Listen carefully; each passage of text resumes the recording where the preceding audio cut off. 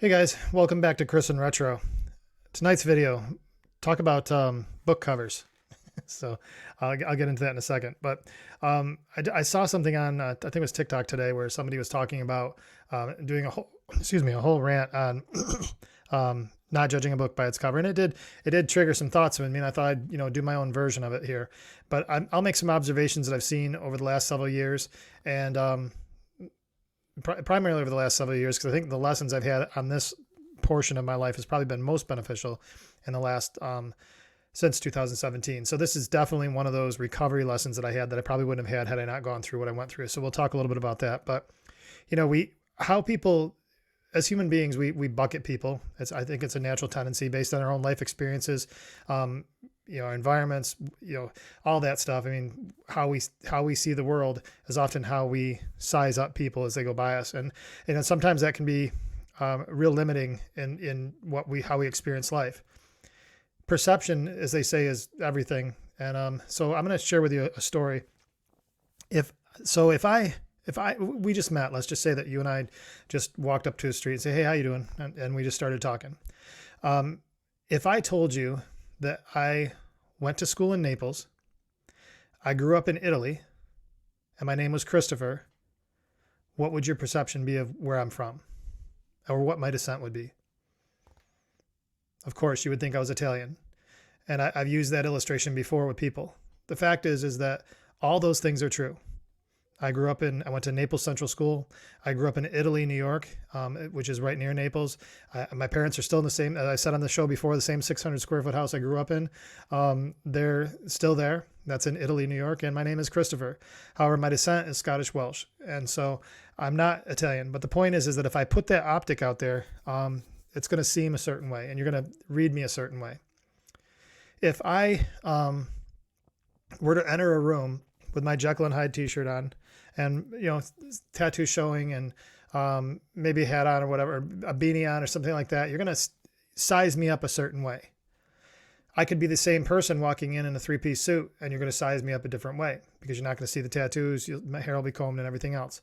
So naturally, our tendencies are to size people up that way. Now, of course, these are obvious things I'm saying, and I think that we all can say, "Oh yeah, I can understand." So what has it got to do with anything in terms of life?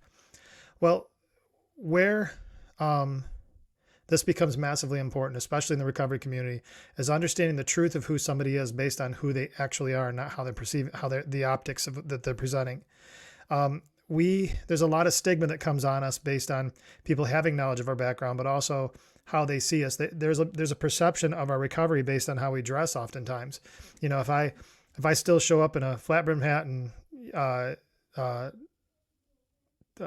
t-shirt that's got some kind of modern language on it or whatever else, if I show up with this kind of street look, I'm going to have some optic about how serious my recovery was. Or if I show up in a suit or dressed well, button-up shirt and stuff like that, there might be another perception about what my recovery is. So these are all things where people do these judges on the cover. So the flip on one side of it, I'll just do a kind of a scattergram of the people I know. I know a high-powered politician. I know a murderer. I know a community advocate. I know a seasoned professional in the lab industry. These are all people. They have a wide range. I know a former street gang and motorcycle club culture guy that's now spreading a message of hope and help. These are all individuals that come from all walks of life, and one's covered in tattoos, one's covered like he just got out of a one percenter church, and the other one's dressed in a suit, the other one's dressed in a golf shirt. So that we all come from different walks of life, but we all have the same heart, that we're all in the same stage in terms of working together. Now, if you put a book cover on every single one of them, it tells a completely different story. But what's actually going on inside of them is the same person. People in recovery, dedicated to other people's lives, that type of thing. So you can't necessarily judge that book by the cover. But the other side of it too, there's a flip side of this. That's kind of the negative connotation of it. And that is a lot of times people will dress a certain way to put off a certain persona. Guys, how many times have you seen a guy dress a certain way to make himself look tough? Just to put off that thing. And we all know He couldn't punch his way out of a paper bag, but that look is to put off people and get this notion that, he's Mr. Tough Guy. We see that, you'll see people that are, a little shady, and they dress up real nice to do some shady stuff. But it's the optics, or they want to look a certain way, so it covers some of the stuff that's going on inside of them. So there's two sides of it. You see the people that are just as they are with good hearts, and we read them wrong. And then there's people that are really not great people, and they're putting on this persona so that you believe a certain thing to be true about them. And both book covers are inaccurate. So what we have to do is we got to make eye contact with people, I believe. Look past what it is that they're putting out and look at what they actually are, the substance of what they are. I believe that substance can be seen through their activity, their action, the words that come out of their mouth, consistency over time. Honestly, that's the way I should be judged. Regardless of whether I'm in a suit in front of a customer or I'm here in a t-shirt, if I'm bumming around the yard in the summer, there's got to be certain things that I'm behaving in a certain way, and my progress has to be evident. Otherwise, you can call into question if what that book cover is covering. I'm not really trying to belabor this point because I think it's pretty obvious, but what I did notice is the video I saw today, and this has really just stuck with me, is then there's people that actually are good people, but they overdo this persona. That's kind of the middle ground. And, they want you to see the cool in them. They've got really good hearts, and they're really trying to do the right thing, but they're still struggling with they got to have the cool in them. And unfortunately, that's usually guys mid 40s to my age, or mid 50s, that are trying to look younger and cool and maintain that cool when their bodies are going to crap and their cool is long gone. So, but they're still got a good heart, and some of them still have a good heart, and they're still working through things. I'm telling you all this to say this. There is good and bad people out there in all walks of life. I guess that what I'm hoping to do is break through some stigma tonight, have you look at people for what they are.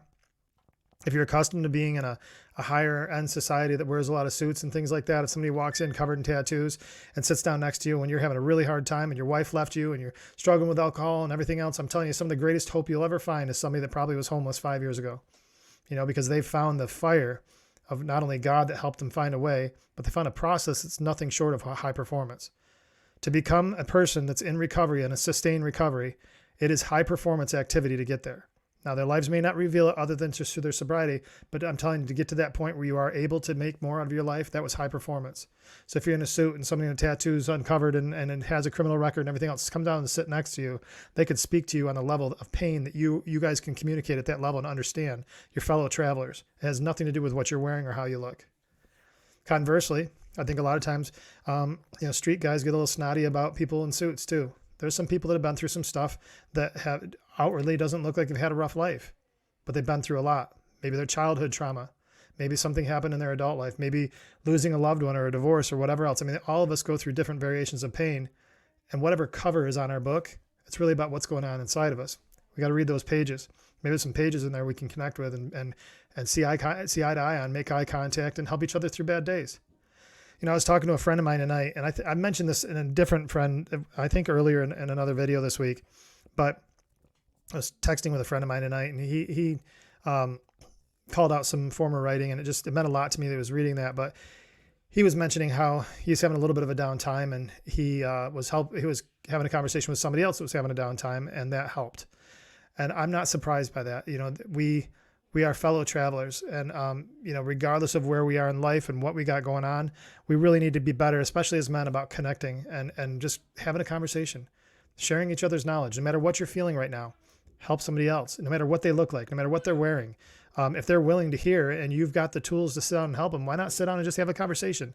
None of us are lording over each other. None of us really have all the answers. It's about sitting down and have a conversation and help each other through a lot of stuff. So it doesn't matter if you look across my friend group, and man, have I got a crazy pack. we got everything from, felons to preachers, and I'm good with it. So it doesn't really matter what they wear. I just know inside their heart that they're good people, and we all align that way. Guys, I hope this information was beneficial to you tonight. When you look at your own life and you look at the people, maybe there's some people that you've been shunning, honestly. Think about the people that you steer away from. Just because they look a certain way, maybe try engaging with one of them just to see what you get. I think you'll be surprised. And that goes for both sides of it. So if you're in the street, engage other way. If you're, a polished professional, engage the other way, and come humbly before each other, recognizing you're human beings going through this thing together. Thanks for tuning in, guys. Please like, subscribe, and comment. Really appreciate the support on the channel. And between now and the next time we talk, please stay out of trouble.